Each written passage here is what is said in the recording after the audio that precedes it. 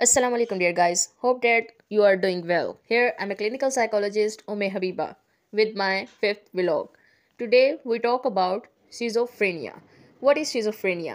Schizophrenia एक नफ्सियाती बीमारी है। दुनिया भर में तकरीबन 1% अफराद किसी एक वक्त में इससे मुतासर होते हैं। इस बीमारी की शरह औरतों और मर्दों में बराबर है। और अगर हम बात करें शहरों में रहने वालों को इस बीमारी के होने के इम्कान गाँव में रहने वालों से ज़्यादा होते हैं। 15 साल की उम्र से पहले ये बीमारी शादो नादरी किसी को होती है, लेकिन इसके बाद कभी भी शुरू हो सकती है।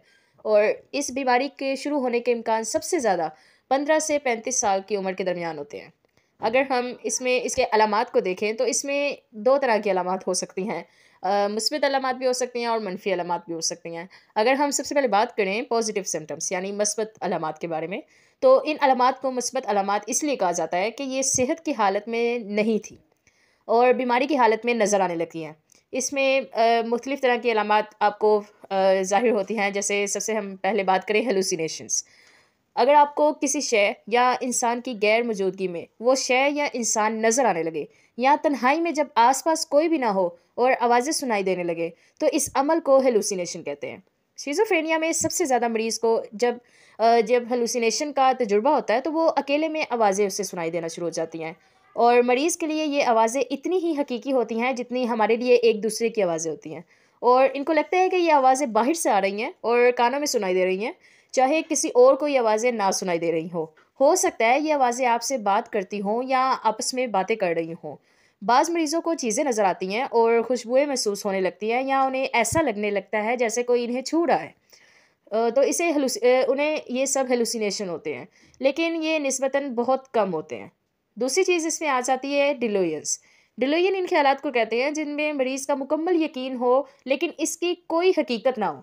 बाज़ दफ़ा ये ख़्यालात हालात वाक़यात को सही तौर पर ना समझ पाएँ या गलतफ़हमी का शिकार हो जाने की वजह से भी पैदा हो सकते हैं। लेकिन मरीज़ को अपने ख़्याल पे 100% यकीन होता है, लेकिन वो तमाम लोगों को लगता है कि इसका ख़्याल गलत है या ये अजीबो-गरीब है।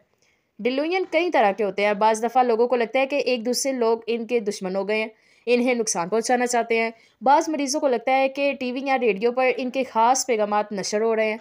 और बाज़ मरीज़ों को लगता है कि कोई इनके जहन से ख्यालात निकाल लेता है, या इनके जहन में जो ख्यालात हैं वो इनको अपने नहीं हैं, वो इनके अपने नहीं हैं, बल्कि किसी और ने इनके जहन में डाले हैं। बाद लोगों को लगता है कि कोई और इंसान या कोई गैबी ताकत इनको कंट्रोल कर रही है और इनसे इनकी मर्ज़ी के ख़िलाफ़ जो है वो काम करवा रही है।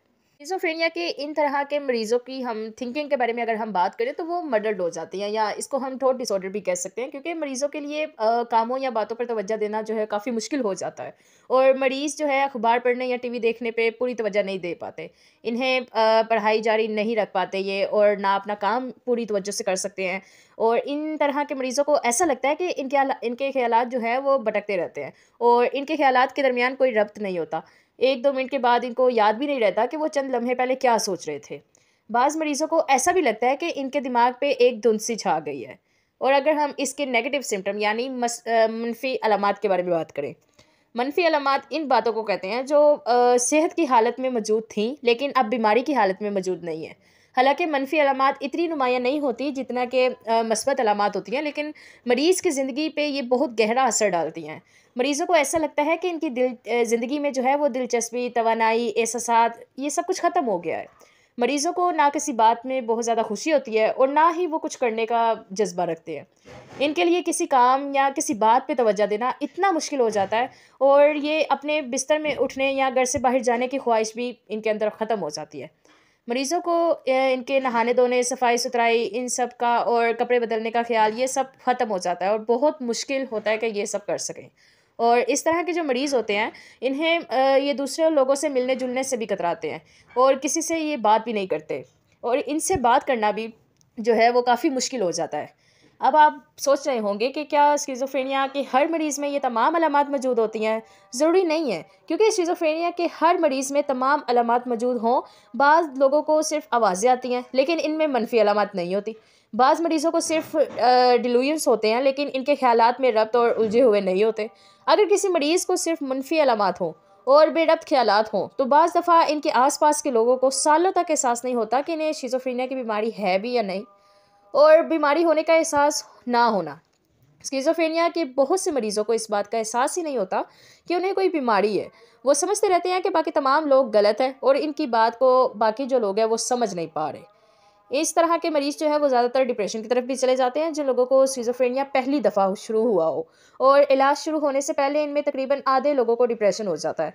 जिन लोगों में स्किज़ोफ्रेनिया की अलामात चलती रहती हैं और पूरी तरह ख़त्म नहीं होती, इनमें तकरीबन 15% लोगों को डिप्रेशन होता है और बाज़ दफ़ा डॉक्टर गलती से इनको मनफ़ी अलामात समझ लेते हैं और डिप्रेशन की तशख़ीस नहीं कर पाते। और सबसे बड़ी वजह तो ये है कि स्किज़ोफ्रेनिया आपको होता ही क्यों है?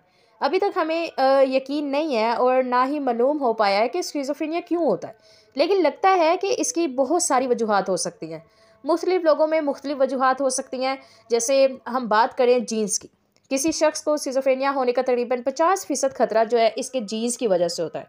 लेकिन हमें ये मालूम नहीं है कि कौन-सी जीन्स इसकी ज़िम्मेदार होती है।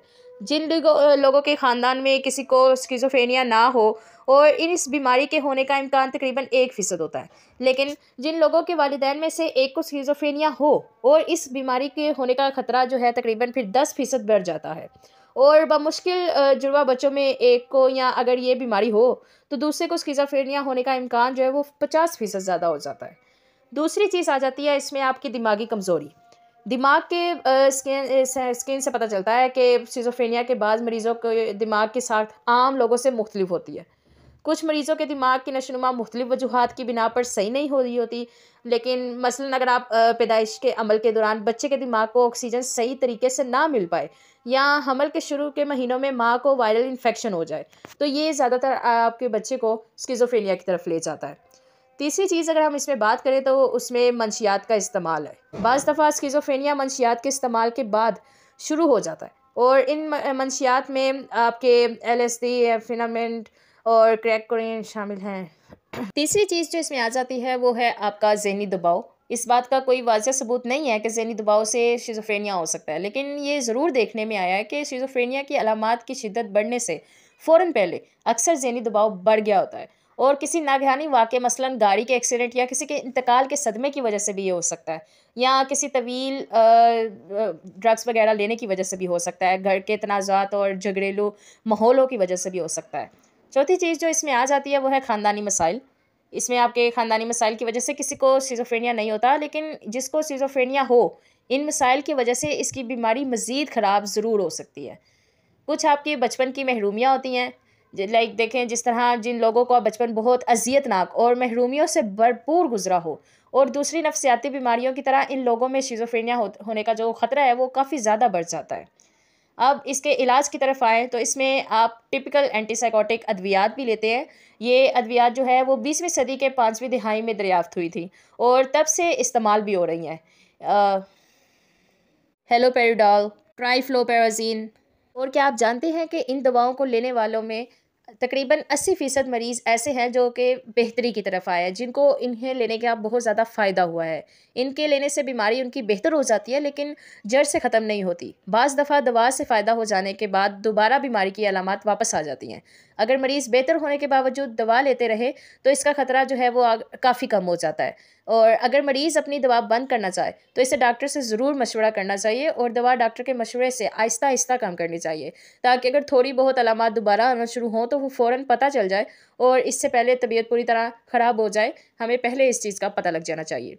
अगर आप अपनी दवा तबीयत बेहतर रखने या फ़ौरन ठीक हो जाने के बाद बंद कर दें, और इस बात का बहुत ज़्यादा इम्कान है कि शिज़ोफ्रेनिया की अलामात फ़ौरन तो नहीं लेकिन अगले तकरीबन 6 महीने में वापस आ जाती हैं।